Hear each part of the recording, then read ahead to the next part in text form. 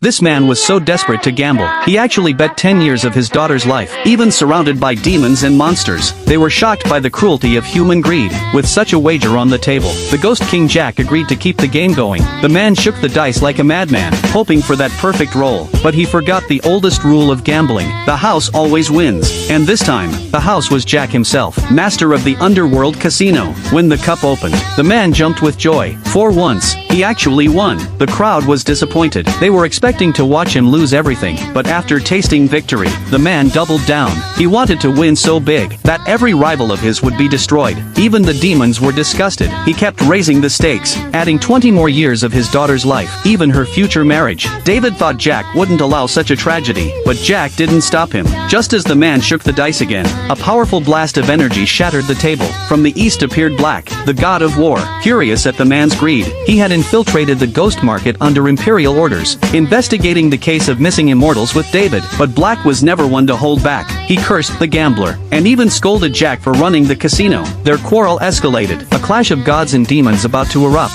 Faced with Jack's overwhelming power, Black prepared to unleash his divine form, but that would mean open war between heaven and hell. For the sake of peace, he restrained himself. Jack seized the chance, sealed Black's powers, and hung him in midair as a living wager. Whoever won could claim him. To save Black, violence wouldn't work, so David sat down at the table. But David's luck was awful. He could barely roll a 2. John quickly suggested, "Let's play lowest wins." David agreed. He threw the dice and rolled double sixes. His bad luck never failed, but Jack let it slide. He invited David into his tent, showed him the proper way to shake the dice, and even brushed his hand against David's. The air reeked of forbidden romance. Under Jack's guidance, David rolled a pair of 3s. Still a loss, but Jack declared it a practice round, not official. They'd play again. Everyone watched in disbelief. Jack's affection was written all over his face. They weren't gambling anymore. They were flirting. Then Jack suggested adding some fun to the game. David checked his pockets. The only thing left was a half-eaten bun. Jack accepted it with a smile, and traded that single bun for the god of war himself. "So tell me, what would you put on the line?"